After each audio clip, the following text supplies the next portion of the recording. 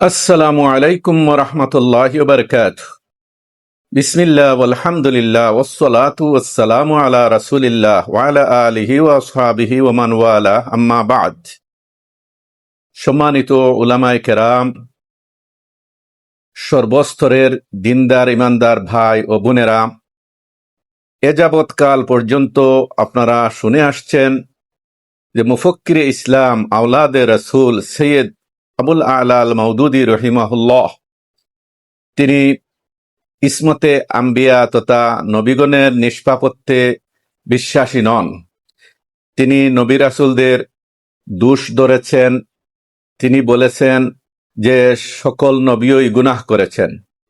ইন্না লিল্লাহি ওয়া ইন্না ইলাইহি রাজিউন। সম্মানিত দিনী ভাই ও বোনেরা, সম্মানিত উলামায়ে কেরাম, মুফতিয়ানে আযম, এটা একটা পরিকল্পিত ষড়যন্ত্র এবং অপপ্রচার এবং মিথ্যাচার।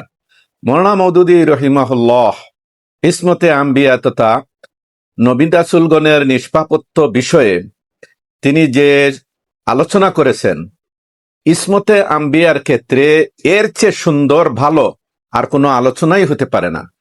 আমি আপনাদের সামনে এই মুহূর্তে তিনি যেটা ইসমতে আম্বিয়া কা মাফহুম, নবীগণের নিষ্পাপত্যের মর্ম কথা, এই শিরোনাম দিয়ে তিনি যে নবী রাসূলদের মাসুম হওয়া, নিষ্পাপ হওয়া যে আলোচনা করছেন আপনাদের সামনে পেশ করতে চাই। তবে এর আগে একটা কথা না বললেই নয়, সেটি হলো যে এই দেওবনপন্থী কৌমি আলেমরা এবং মুফতি নামধারী এক শ্রেণী কম বয়সী হুজুরেরা যেটা প্রচার করছে, সকলের নির্যাস কথা একসাথে এসে গেছে। যেমন ফতোয়ায়ে জামিয়া ইউনিসিয়া পৃষ্ঠা 210 মধ্যে রয়েছে যে উনি এই লেখক বলতেছেন, জনাব মওদুদী সাহেব বলেন নবীগণ মাসুম নন, প্রত্যেক নবীই গুনাহ করেছেন। নাউজুবিল্লাহি মিন যালিক। লুম হর্ষক ডাহা মিথ্যা কথা। আপনাদের সামনে এখন মওলানা মওদুদী ইসমতে আম্বিয়া সম্পর্কে, নবী রাসূলগণের নিষ্পাপত্য সম্পর্কে কি বলেছেন তা আপনাদের সামনে তুলে ধরতে চাই। মওলানা মওদুদী রহিমাহুল্লাহ তার খেলাফত ও মুলকিয়ত নামক কিতাবের 306 पृष्ठाয় বলেন, हकीकत यह है कि सहाबा समेत तमाम गैर नबी इंसान गैर मासूम हैं और मासूमियत सिर्फ अंबिया अलैहिस्सलाम के लिए खास है। অর্থাৎ প্রকৃত কথা হচ্ছে এই যে সাহাবায়ে কেরাম সহ নবী নন এমন সকল মানুষই মাসুম বা বেগুনাহ নন, আর মাসুম তথা বেগুনাহ হওয়া, নিষ্পাপ হওয়া স্রেফ নবী রাসূলগণের বৈশিষ্ট্য। সুবহানাল্লাহ। এত ক্লিয়ার কাট বলার বাদেও সুযোগ সন্ধানী দুশ্মনের ভূমিকায় অবতীর্ণ হয়েছেন এক শ্রেণীর দেওবন্দি কৌমি মুফতি নামদারি লোকেরা। তাদেরকে আমি বলবো, আল্লাহকে ভয় করুন, উদ্দেশ্য প্রণোদিত এই মিথ্যাচার ষড়যন্ত্র বন্ধ করুন, আর জেনে রাখুন যে সৈয়দ আবুল আ'লা আল মাওদুদী তিনি নবী বংশের লোক, আওলাদে রাসূল, বিশ্ববিখ্যাত আলিমে দ্বীন।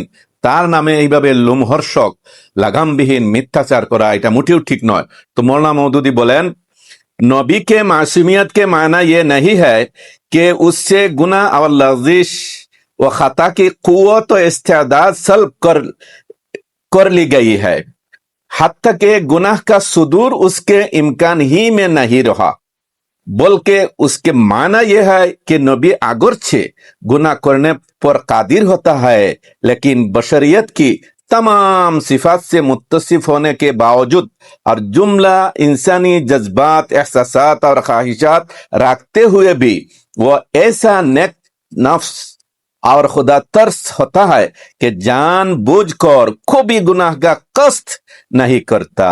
वो अपने ज़मीर में अपने रब की ऐसी ऐसी जबरदस्त हुज्जतें और दलीलें रखता है जिनके मुकाबला में ख्वाहिश नफ्स को भी कामयाब नहीं होने पाती, और अगर नादानिस्ता उससे कोई लग़ज़िश सरजद हो जाती है तो अल्लाह ताला फौरन वही जली के जरिया से उसकी इस्लाह फरमा देता है, क्योंकि उसकी लग़ज़िश तुम्हां एक शख्स की लग़ज़िश नहीं है, एक पूरी उम्मत की लग़ज़िश है। वो राह रास्त से बाल बराबर हट जाए तो दुनिया गुमराही में मैलाओ दूर निकल जाए। उद्धृति सीरत सरवर आलम প্রথম খণ্ড 77 পৃষ্ঠা, তাফিমুল কোরআন, তৃতীয় খণ্ড, সূরা ইউসুফ, টিকা নম্বর 22। মৌলানা মওদুদী এখানে কি বললেন? তিনি অত্যন্ত সুস্পষ্টভাবে বললেন যে নবীর মাসুম বা নিষ্পাপ হওয়ার অর্থ এ নয় যে তার নিকট থেকে গুনাহ ও ভুল করার ক্ষমতা ও যোগ্যতা ছিনিয়ে নেওয়া হয়েছে, এমনকি তাদের দ্বারা গুনাহ সংগঠিত হওয়ার কোনো সম্ভাবনাই আর থাকে না।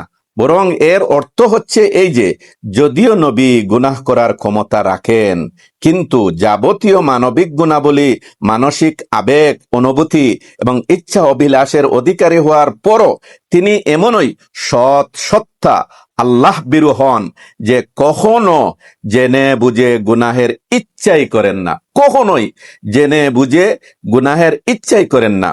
তিনি স্বীয় অন্তরের মধ্যে নিজের প্রতিপালকের এত বিরাট সাক্ষ্য প্রমাণ ও দলিল মজুদ রাখেন যে যার মোকাবেলায় তার প্রবৃত্তির আকাঙ্ক্ষা কখনোই সফল কাম হতে পারে না। এরপরও তাদের অজান্তে যদি কখনো কোনো পদস্খলন হয়ে যায়, গুনাহ নয় বন্ধুগণ, পদস্খলন, লগ্জিশ, তিনি বলছেন পদস্খলন হয়েও যায়, তাহলে সঙ্গে সঙ্গেই আল্লাহ তাআলা প্রকাশ্য ওহীর মাধ্যমে তার সংশোধন করে দেন।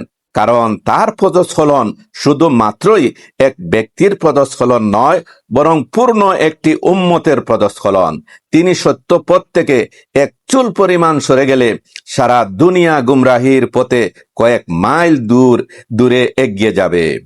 সম্মানিত দিনী ভাই ও বোনেরা, এর থেকে পরিষ্কার আমরা বুঝলাম যে নবীগণ অবশ্যই মাসুম বেগুনাহ, তবে তারা গুনাহ এবং ভুল করার মানবীয় ক্ষমতা রাখেন।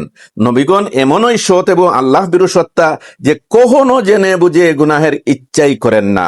নবীগণ আল্লাহ সম্পর্কে এতই জ্ঞাত যে এর মোকাবেলায় তাদের প্রবৃত্তির আকাঙ্ক্ষা কখনোই সফল কাম হতে পারে না, বরং সর্বদাই পরাজিত থাকে। অজ্ঞাতে কোনো ভুল হয়ে গেলে সাথে সাথেই আল্লাহ তাআলা প্রকাশ্য ওহীর মাধ্যমে অর্থাৎ আয়াত নাজিল করে তাদেরকে সংশোধন করে দেন। সুতরাং এ ভুলের উপর তাদের স্থির থাকার কোনোই সম্ভাবনা নেই। এই হলো সম্মানিত দিনী ভাইরা ইসমতে আম্বিয়া তথা নবী রাসূলগণের নিষ্পাপ হওয়া, মাসুম হওয়া সম্পর্কে মোল্লা মওদুদীর সুস্পষ্ট ব্যাখ্যা।